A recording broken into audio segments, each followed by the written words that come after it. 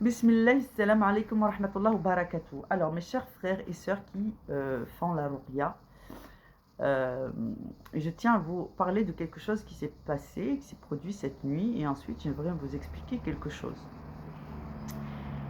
Euh, Comme vous le savez, j'enseigne à travers cette chaîne, Inch'Allah, la ruqya, ce qui, dans la réalité, en fait, fait que moi, je prie pour différentes causes et je demande à Allah la délivrance pour certaines situations, pour nos frères et sœurs dans le monde entier, comme tous les musulmans de la planète. Mais je me dis qu'en qualité de raqi, puisque Allah nous aime et qu'il nous soutient, qu'il accepte nos invocations, je prie pour différentes causes.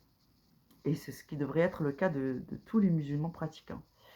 Maintenant, sachez que par cette chaîne qui plaît à Allah, en tout cas, je vais faire de mon mieux pour qu'elle plaise à Allah, Inch'Allah, elle sert aussi à soutenir mes frères et sœurs qui se sentent isolés dans leur piété ou dans leur conviction vis-à-vis de la pratique de l'islam, ou qui sont éprouvés aussi par des sihr, des haïn ou des épreuves de vie qui viennent d'Allah ou qui viennent des criminels. Dans tous les cas, ça vient d'Allah parce qu'Allah a décrété qu'il nous éprouverait les uns par les autres, et c'est ainsi qu'on fait sa preuve de serviteur de Dieu. Donc on fait ses preuves de serviteur de Dieu quand on garde sa position de croyant pratiquant avec une grande confiance en Allah, et que cette position dans le monde fait de nous un soldat en poste. C'est-à-dire que tu peux être sur le front tout seul dans cette position. Par exemple, il y a dans les corps de l'armée différentes fonctions pour les soldats. Tout le monde n'est pas un combattant qui va sur le front. Il y a des gens qui vont à l'arrière, il y a des gens qui sont positionnés sur les ailes, il y a des gens... Et c'est une stratégie. Et cette stratégie, celle d'Allah, fait que des fois nous allons avoir l'impression d'être extrêmement éprouvés, bien que nous nous acquittons en fait de tout ce qu'Allah nous demande. Et donc dans cette position de serviteur, eh bien, des fois, c'est difficile, subhanallah, des fois, le flou revient et on ne sait pas si on est éprouvé parce qu'on a mal fait ou si on est éprouvé parce qu'Allah nous aime et qu'il veut nous purifier, et on ne sait plus que penser.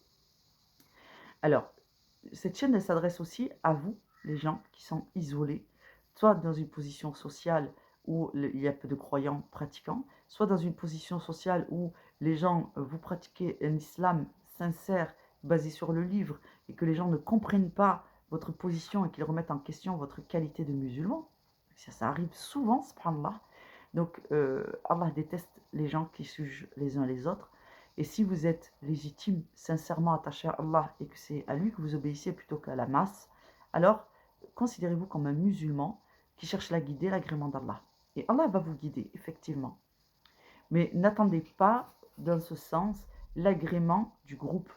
C'est-à-dire qu'Allah peut vous donner une guidée particulière parce qu'il vous aura choisi pour une mission particulière. Et les voies qui mènent à Allah sont nombreuses, que celui qui veuille venir vers Allah en choisisse une. Et cette phrase, elle est dans le Coran, donc vous la retrouverez. Donc vous comprenez bien que tous les humains sont différents, que les stratégies d'Allah peuvent varier d'un pays à l'autre, d'un individu à l'autre, et que par conséquent, il y aura des variantes. Mais on ne doute pas, c'est malsain de dire à un musulman qui se veut être musulman, qui en a fait son identité, qui n'est pas musulman parce que telle pratique ne nous plaît pas, ou que son rythme ne nous plaît pas, ou ainsi de suite. Il faut être vigilant, effectivement. Alhamdulillah. Donc, alhamdulillah, il faut être vigilant, je disais. Ne pas donner sa confiance à des gens si vous avez un doute. Ne placez pas votre confiance, mais ne retenez pas le bien qu'Allah vous a ordonné dans une certaine mesure. Donc, c'est pas parce que vous avez un doute, là je parle aux autres, qui sont plutôt dans le doute d'avoir quelqu'un dans leur groupe qui n'est pas un bon musulman, parce que vous ne comprenez pas sa pratique. Dites-vous que si le doute vous assaille, eh bien, il y a deux positions. Il faut réussir à mettre en équilibre les deux. Retenez un petit peu de votre générosité, un petit peu, mais ne coupez pas la générosité parce que les serviteurs d'Allah n'ont pas le droit de retenir le bien. Donnez ce qui ne peut vous nuire en termes de confiance. Et ensuite, si c'est trop important pour vous, éprouvez quelque peu les personnes pour voir si elles sont sincèrement attachées à Allah et qui se dévoile, si vous préférez. Mais les gens sont déjà tellement éprouvés, subhanallah, qu'il faut trouver la bonne mesure pour ne pas acculer un musulman qui est déjà très très acculé parce qu'il va avoir une mauvaise réaction. Mais ça, c'est parce que la charge que vous ajoutez, c'est une charge de, comment te dire, euh, d'injustice. C'est-à-dire qu'il y a des gens, ils sont tellement chargés d'épreuves que le moindre mot de travers, c'est la goutte d'eau qui fait déborder le vase. Et si vous avez dit ce mot malheureux avec une intention qui est celle d'éprouver juste pour éprouver, sans la bienveillance et sans l'aval d'Allah, en vérité, c'est vous qui devenez transgresseur. Donc, il faut être vigilant, il faut être patient, il faut continuer à faire le rappel d'Allah et surtout retenir le mal. Voilà, retenez le mal, retenez ces règles et pour tout ce que vous ne pouvez pas gérer, vraiment, fiez-vous à Allah. Dites-le, dites-le, Ya Allah, je ne peux pas savoir ce qu'il en est et je ne suis pas sûr de pouvoir adapter mon comportement pour apporter le bon comportement dans cette situation. Ya Allah, facilite-moi, guide-moi. Ensuite, faites confiance à Allah, d'accord? Et soyez attentifs sur le fait qu'Allah est avec vous tout le temps, c'est-à-dire qu'il va vous indiquer le bon comportement progressivement au fur et à mesure de vos interactions sociales. Mais pour ça, il ne faut pas oublier Allah dans vos discussions. Donc, le conseil que je donnerai dans les deux cas, si vous êtes dans le cas de la personne qui se sent rejetée, isolée, pas comprise, prenez patience et demandez à Allah d'interagir pour vous dans vos interactions sociales. Ce qui veut dire que dans vos interactions sociales, vous ne devez pas oublier Allah qui est partie prenante. Quand on est deux, le troisième est Allah. Quand on est tout seul, le deuxième est Allah. Quand on est quatre, le cinquième est Allah. C'est ainsi. Vous ne devez pas oublier la personne, l'être le plus puissant de l'univers qui est à vos côtés et qui est le dernier en fait. Rajoutez toujours un pour Allah dans votre esprit et n'oubliez pas. Quant aux autres, ceux qui sont en face d'une personne sans savoir si sa valeur elle est bonne, si c'est vraiment un croyant, vraiment quelqu'un qui craint Allah et qui lui obéit, appliquez la même règle. Appliquez la même règle. Voilà, notez-le. Notez-le, je ne sais pas, faites quelque chose, notez-le. Donc ça, c'est pour le conseil qu'Allah vous facilite. Et prenez confiance parce que Allah vous a mis en position. Et Allah a dit, je vous éprouverai les uns par les autres. Mais il n'éprouve pas que les mécréants par les mécréants. Il éprouve aussi les croyants par les croyants. Sauf que quand deux croyants se rencontrent et qu'ils ont une épreuve l'un avec l'autre, ils vont tous les deux se réfugier auprès d'Allah pour gérer leurs affaires. Donc ça devrait bien se passer, surtout s'ils sont obéissants envers Allah. Ils connaissent les lois qui régissent la relation aux autres dans le Coran et ils l'appliquent. Donc à partir du moment où vous obéissez sur le plan de ce qui est connu et que vous confiez à Allah ce qui est inconnu, vous êtes de bons musulmans et Allah va vous faciliter, tous les deux. Maintenant, vous faites la même chose quand vous êtes avec des non-croyants. Vous faites avec la même chose quand vous avez un doute sur le fait que vous êtes avec une personne qui est hypocrite. Vous faites la même chose. Mais il y a une règle qui vient s'ajouter. Retenez un petit peu de vos biens. Ne donnez pas trop. Ne soyez pas trop conciliant. Ne soyez pas trop familier. Ne soyez pas trop enjoué. Et quand vous ne connaissez pas vraiment les gens, limitez-vous dans vos relations. Ne vous étalez pas, vous n'êtes pas en famille, vous n'êtes pas avec vos amis proches. Apprenez cette retenue, il y a une façon de se tenir entre les gens de ta vie privée, de ta famille, de tes amis, la joie de vivre que tu as avec les gens qui t'aiment, ton père, ta mère, tes frères, tes sœurs, et les inconnus. Ne soyez pas avec les gens de l'extérieur comme avec les gens de votre famille. Allah vous l'interdit. Vous n'avez même pas le droit d'être familier, c'est-à-dire on a le droit d'être heureux, en joie, épanoui et, comment te dire, de relâcher un petit peu sa vigilance quant à savoir si on est avec des ennemis et tout, quand on est en terrain familier avec des croyants pratiquants qui craignent Allah et qui sont très proches de toi. Ta famille, des amis très très proches, des gens très pieux. Mais pour tous les autres, Allah vous a exigé de vous une vigilance particulière de votre environnement et de vous-même. Donc, cessez de négliger ces aspects de la protection de vous-même. Parce que ça, c'est la charge qui revient aux hommes et aux djinns. C'est de savoir vous protéger vous-même en respectant ces lois. Ces lois-là, il faut les apprendre. Il faut faire la liste de ce qu'Allah vous a conseillé, de savoir opérer, de tester les gens. si tant est qu'il y a quelqu'un qui veut rentrer dans votre entourage, qui vous dit moi je suis un bon musulman, moi je suis Allah barak, et qui essaye de vous endormir, dans ce cas-là, éprouvez cette personne. Faites-lui des tests, faites-lui passer des tests de la piété, des tests de véridique, des tests. À vous de savoir, Allah vous autorise. Maintenant, ne faites pas cela avec quelqu'un qui est musulman et qui est déjà très éprouvé. C'est-à-dire, le chat échaudé craint l'eau froide. Si vous faites cela avec un musulman et que vous n'avez pas consulté Allah, vous n'en faites qu'à votre tête. Donc, Allah a exigé la vigilance dans le rapport que nous avons les uns avec les autres, dans la vigilance de soi, de ne pas désobéir, de ne pas faire le mal. Et la deuxième, c'est de ne pas être trop conciliant avec les gens qu'on ne connaît pas, de façon à ne pas devenir facilement une victime. Donc ça, c'était pour le petit rappel sur la position à tenir, à adopter avec les gens quand on ne connaît pas. Et c'est aussi un rappel pour ceux qui sont dans une difficulté considérable et qui se sentent seuls. Cette chaîne est pour vous, Inch'Allah.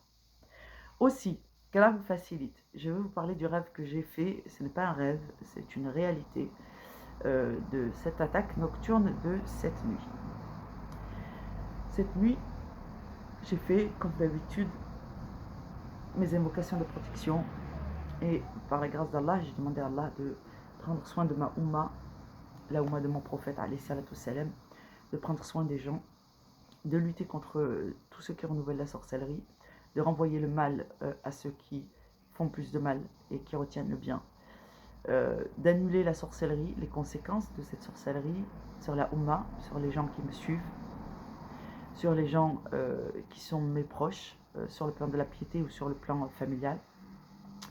Et j'ai demandé à Allah Azza wa Jal que si il ne voulait pas défaire la sorcellerie pour des raisons qui ne sont connues que de lui, au moins qu'il les renvoie le sihr et qu'il fasse un doublon pour que ceux qui l'ont commandé et ceux qui l'ont construit soient eux-mêmes touchés par tous les sihr qu'ils feront à l'avenir. Et si Allah ne veut pas défaire la sorcellerie, au moins qu'il inclut dans le fait de ce qui va toucher mes frères et sœurs, que les saharatus soient touchés de la même chose. C'est-à-dire que s'ils ont touché à votre santé, leur santé est touchée de la même façon. Et comme ils savent exactement ce qu'ils ont fait comme sihr, ils sauront que c'est leur propre sihr qui leur revient. Et ainsi peut-être ils le déferont. Et s'ils s'acharnent, ils mourront. Qu'Allah nous facilite. Et ce qu'Allah veut bien défaire de sorcellerie, j'ai demandé à Allah de le défaire. Et si Allah ne veut pas défaire la sorcellerie, j'ai demandé, Ya Allah, atténue ou annule l'effet de la sorcellerie, au moins sur nos vies, nos affaires, nos familles, nos santé, tout ce que tu voudras bien annuler de sorcellerie, Ya Allah, annule-le. Et châtie les criminels, la'anatullah alayhim. Ensuite, j'ai pris protection auprès d'Allah Azzawajal et je me suis assoupi avec la conscience qu'Allah est à mes côtés, comme si je pouvais le voir. Et que, donc, je confie mon corps à Allah durant mon sommeil et je lui confie mon âme durant mon sommeil. Et je demande à Allah de prendre soin de mon âme comme il prend soin de l'âme de ceux qui sont à son service et qu'il agrée. Alhamdulillah. Donc, l'invocation c'est Bismika Rabbi wa wada'tu jambi wa bika arfa'u fa in amsakta nafsi faghfir laha wa in arsaltaha fahfidha bima tahfadhu bihi ibadika salihin. Vous pouvez la noter, la mettre en phonétique et la prendre, Inch'Allah. Ça veut dire, en ton nom, Ya Allah, et par ton nom, je dépose mon corps avec toi. Wada'atu jambi, c'est-à-dire que j'ai posé mon flanc droit, toujours flanc droit. J'ai posé mon flanc. Et c'est en ta présence et en ta protection que je me repose. Mashallah. Wabika arfa'u. Fa'in amsakta nafsi, et où que tu envoies mon âme, pardonne-lui, faghfir laha.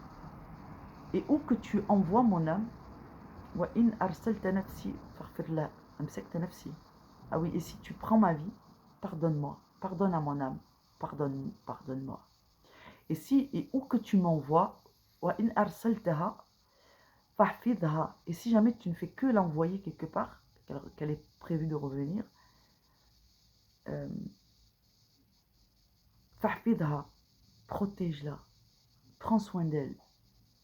Bima ahfadhu bihi, de la même façon avec tous les stratagèmes, toute la douceur dont tu uses pour prendre soin des âmes de ibadika salihin, de tes serviteurs qui font le bien et dont tu es satisfait. Donc voilà l'invocation que je fais avant de dormir, après avoir fait beaucoup de dhikr, beaucoup de récitation de surat qui rappellent la grandeur d'Allah Azzawajal, parce que j'essaye de toujours m'endormir avec une très grande conscience d'Allah et de sa proximité. Et ensuite je demande sa protection et par la grâce d'Allah, ensuite je rêve. Alors, voilà ce qui est très important que je voulais dire dans cette vidéo. Ce n'est pas parce que vous avez fait tous vos actes d'adoration que les rêves, la nuit, va bien se passer. Dans le sens, vous ne serez pas attaqué. Ça aussi, c'est une fausse croyance. On pense que, parce qu'on a fait toutes ces invocations de protection, on ne va pas être attaqué en rêve. Si vous avez des ennemis, vos ennemis préfèrent la nuit. Donc, ils vont vous attaquer en rêve. Il y a plusieurs possibilités. Soit vous dormez, Allah a pris votre âme, il protège votre corps et vous vous réveillez, tout va bien, vous ne vous souvenez pas. Soit la sorcellerie vous a atteint et vous ne vous souvenez pas, quand même, parce que Allah peut décider de vous laisser éprouver et qu'en cela, il est en train de gérer vos affaires en termes de pureté, de nettoyage, de position et de vous faire grandir à travers une épreuve. Donc, et quand vous avez bien progressé dans vos épreuves, que vous avez appris les invocations, la bonne compréhension de qui est Allah, une bonne opinion d'Allah, vous avez fait grandir votre conscience de sa toute puissance, de ce qui se passe quand vous lui confiez votre corps et votre âme, de ce qui se passe quand vous le priorisez dans vos affaires, de sa puissance en action, c'est pas parce qu'on ne voit pas tout, et bien Allah va commencer à vous montrer comment il prend soin de vous. Ça, c'est un niveau. Donc, quand vous atteignez ce niveau, Inch'Allah, donc quand vous allez atteindre ce niveau, par exemple, vous allez donc faire toutes vos invocations de protection, faire ce qu'Allah vous demande, et qu'Allah soit satisfait de vous. Amin. Ensuite, il se peut que pendant votre sommeil, vous puissiez voir des choses. Et ces choses, subhanallah, ça dépendra de ce qu'Allah veut bien. Donc, il peut faire en sorte que vous soyez sous sa protection, tout en étant éprouvé, touché par la sorcellerie, en vous battant contre des démons dans la nuit, en vous débarrassant d'une sorcellerie qui vient d'être déposée dans le sommeil, en vous battant contre un sorcier en direct. C'est-à-dire que dans le monde des sorciers, le sorcier travaille de nuit et vous, en tant que serviteur d'Allah, vous avez confié votre protection à Allah pour aller vous assoupir. Quand il vous attaque, vous êtes sous la protection d'Allah.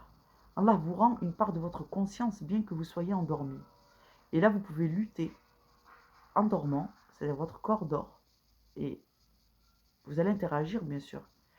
Mais c'est votre âme qui est en train de se battre et Allah va vous montrer vos ennemis. Et c'est une possibilité que malgré que vous ayez toutes vos invocations de protection, eh bien, vous soyez au combat en dormant. Donc c'est une réalité que vous ne devez pas négliger, parce que le corps se repose. Mais l'âme, elle, ne dort pas. L'âme n'a pas besoin de dormir, c'est le corps qui a besoin de dormir. Donc Allah accepte que votre corps dorme, mais votre âme est toujours sous la protection d'Allah et toujours active. Donc quand vous êtes attaqué, Allah peut vous autoriser à rétorquer. Il va vous indiquer, il va vous guider. Et puis viendra un moment dans la nuit où Allah vous dira « Lève-toi, réveille-toi ». Et ton corps va se réveiller. Et quand tu reviens au mode éveillé, alors lève-toi. Tu peux faire tes ablutions. Tu peux te tourner sur le flanc droit. Dire « A'udhu billahi minash shaitanir rajim, bismillahir-rahmanir-rahim » et te tourner d'un flanc. Si tu penses avoir eu des rapports sexuels ou avoir fait des choses pas très licites et que ce n'est pas toi qui avais le dessus dans ton rêve, va faire tes ablutions. Fais 2 rak'at et tu peux aller te rendormir si tu veux ou passer le reste de la nuit en prière en demandant à Allah de châtier les criminels, de défaire le sort, de défaire le mal et ainsi de suite. C'est toi qui vas gérer la suite de ta nuit.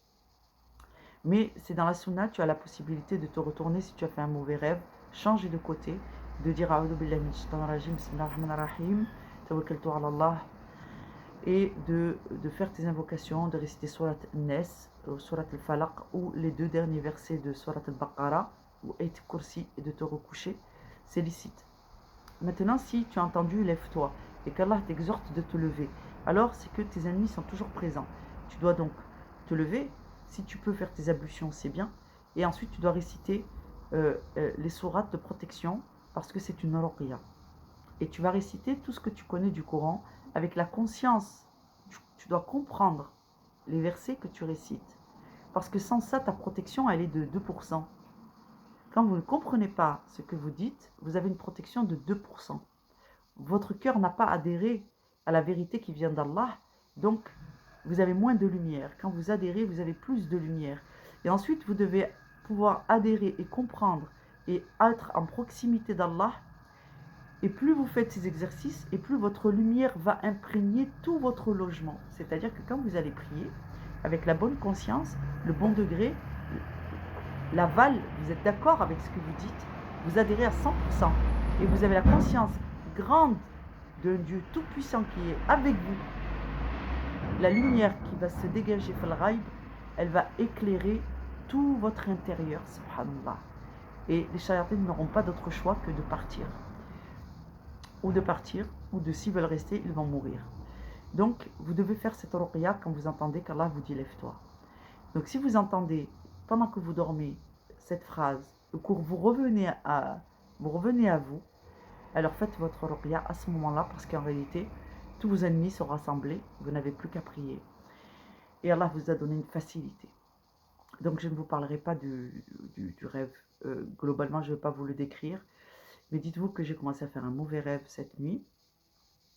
Et ensuite, il y avait de l'eau dans ce rêve, des voitures, donc sorcellerie de pas, sorcellerie faite avec de l'eau.